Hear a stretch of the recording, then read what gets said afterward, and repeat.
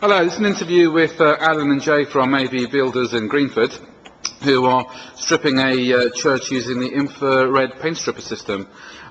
Jay, could you tell me what you think of the infrared paint stripper? Brilliant, brilliant. Can't fault it. Time saving, safety aspect of it as well. It's not going to cause any fire hazards, especially when you're up in the eaves and there's all dust. And also you can get cobwebs, birds' nests, and you don't know what's above it. So this is a great tool.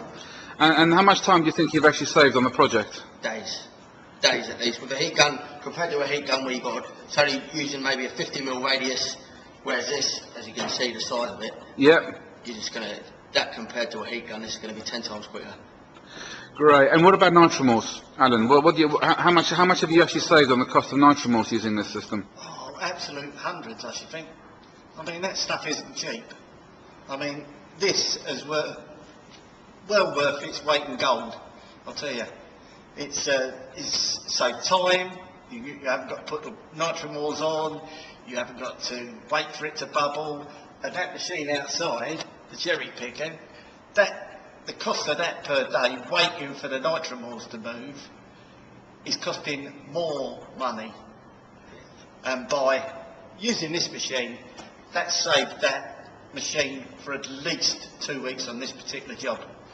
And what about the finish aspect on it? I mean, we all know how effective nitromorse can be and heat guns can actually be. What about the actual finished aspect of the wood? I mean, how does that relate to in terms of the other systems? Oh, it's brilliant. The nitromorse you'd have to remove physically by washing it again. That means to say that you're actually putting moisture into the timber again. You've got to wait for that to dry.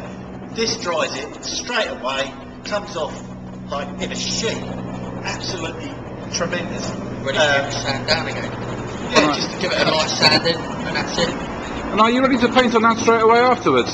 Ready. So you're saving that much more time? Obviously with the state of the wood, depends on the wood condition, but if the wood condition's like up there where we're working, semi-decent, give it a light rub down, a little bit of a fill, and then you're away.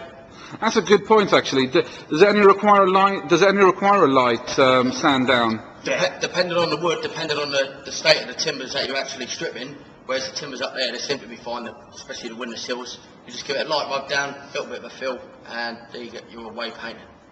So just to confirm, you actually say that's actually faster than the other products on the market at the moment? Much faster, 10 times faster, at least. Okay. And what about how much easier is it compared to the other products? Well, it's one application. It's like you put it on, you burn off, and you've got then a nice flat surface in which just a light sand, and then you're away priming. Yeah. Whereas nitromorse, you've got to take off the excess paint and nitromorse. You've then got to wash down. You've then got to wait for it to dry before you can sand. Yeah. And then it's a handy old tool. It is handy. I mean, it gets flipping hot, but that's it. You just don't burn yourself. Actually, that's another good question to actually bring up, really. Well, what are the drawbacks on using that system? Drawbacks on using this system?